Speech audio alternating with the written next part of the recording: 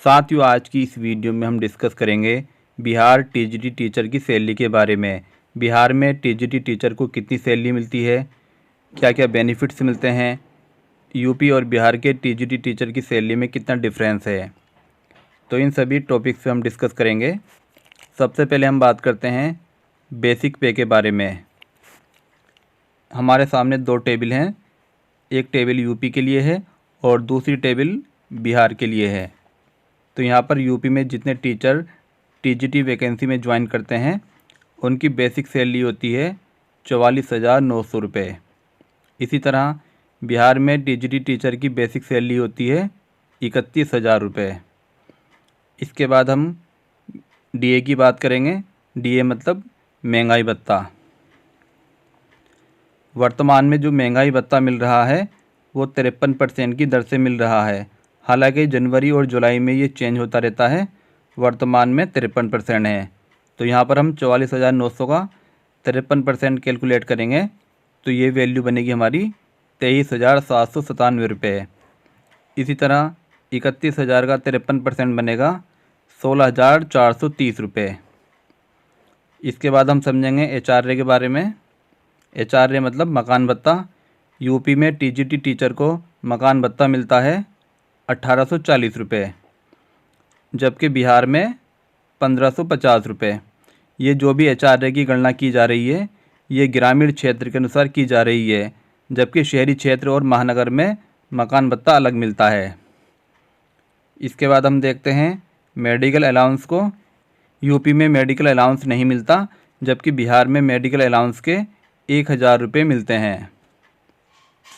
तो यहाँ पर आप चारों को ऐड करेंगे, बेसिक पे, डीए, एचआरए, मेडिकल अलाउंस।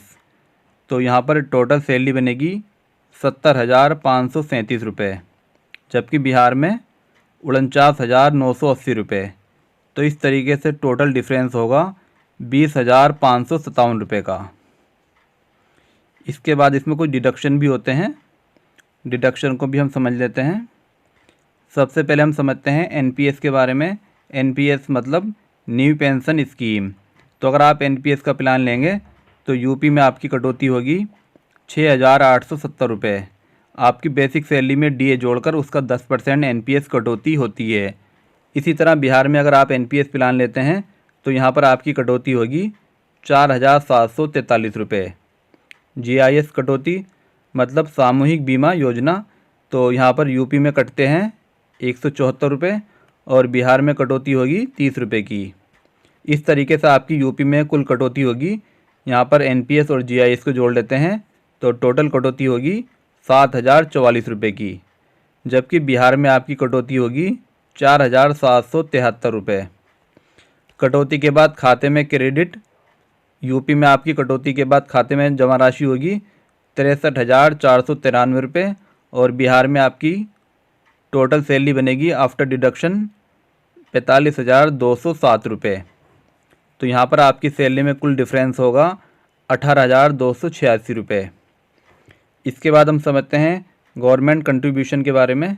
जिस तरीके से आपकी एनपीएस कटौती में आपकी सैलरी से 10% डिडक्ट होकर एनपीएस खाते में जमा होता है, इसी तरह गवर्नमेंट भी इसमें कंट्रीब्यूशन करती है। गवर्नमेंट का जो कंट्रीब्यूशन होता है वो 14% होता है, जबकि एम्प्लॉयज़ का कंट्रीब्यूशन होता है 10%। यहाँ पर हमारी जो कटौती थी 10% के अनुसार 6,870 रुपये बनी थी। तो जब गवर्नमेंट इसमें कंट्रीब्यूशन करेगी तो यहाँ पर गवर्नमेंट का शेयर बनेगा 9,618 रुपये का। इसी तरीके से बिहार में ये वैल्यू बनेगी 6,640 रुपये की। हालांकि गवर्नमेंट कंट्रीब्यूशन का भी हमें कोई बेनिफिट नहीं मिलेगा। रिटायरमेंट के बाद ही हमें इसका बेनिफिट मिलता है। हमारा जो भी कंट्रीब्यूशन होगा और गवर्नमेंट का जो भी कंट्रीब्यूशन होगा, दोनों को मिलाकर रिटायरमेंट के टाइम जो भी हमारी वैल्यू बनेगी उसका 60% तो हमें कैश मिल जाता है, जबकि 40% से हमारी पेंशन स्टार्ट हो जाती है।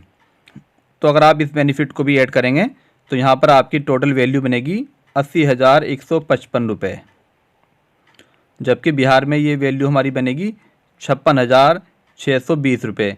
इस तरीके से आपको जो कुल बेनिफिट होगा वो 23,534 रुपये का यूपी में होगा।